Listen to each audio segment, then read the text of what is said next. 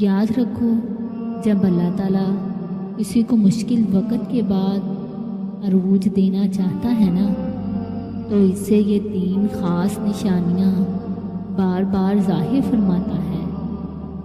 اگر آج تم اپنی زندگی کے کسی مشکل دور سے گزر رہے ہو نا، اور بہتری کے اسباب تلاش کر رہے ہو، تو یاد رکھنا کہ اللہ تعالیٰ تمہیں کچھ ایسے سائن اور کچھ ایسے اشارے بھی ضرور ظاہر فرماتا ہے جس پر اکثر انسان غور نہیں کرتا۔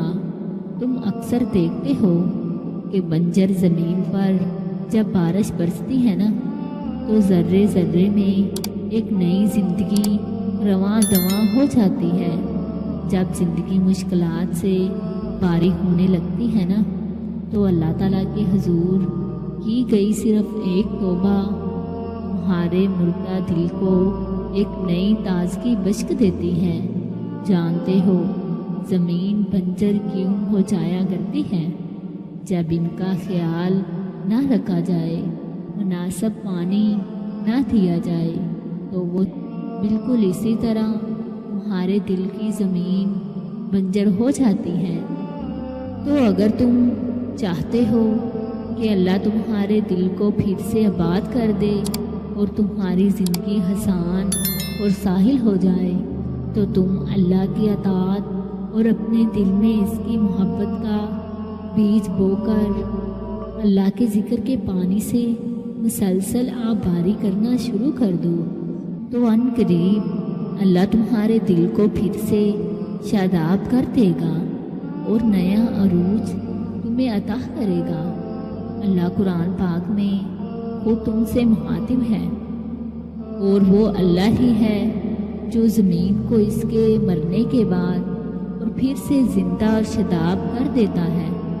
بے شک عقل والوں کے لیے تو اس میں بہت سی نشانیاں ہیں۔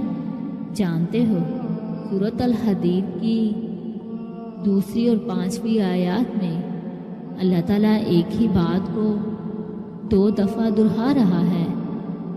یہ ایک طرح سے تمہاری یاد دہانی ہے کہ ہر وہ پریشانی، ہر وہ دکھ کا مسئلہ، ہر وہ بیماری جو تمہاری زندگی کو آج متاثر کر رہی ہے، وہ پوری طرح تمہارے رب کے کنٹرول میں ہے۔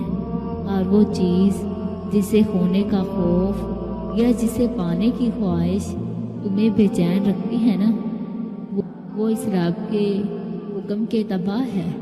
اور جب اس کا حکم ہو جاتا ہے نا اور تمہارا وقت آ جاتا ہے، اور ہر دکھ اور پریشانی کو ختم کر دیا جاتا ہے، اور جب تک اس کا حکم نہیں ہوتا نا، تو وہ یقیناً تمہارا امتحان لے رہا ہوتا ہے کہ اس کا بندہ اس قدر اس پر یقین رکھنے والا ہے۔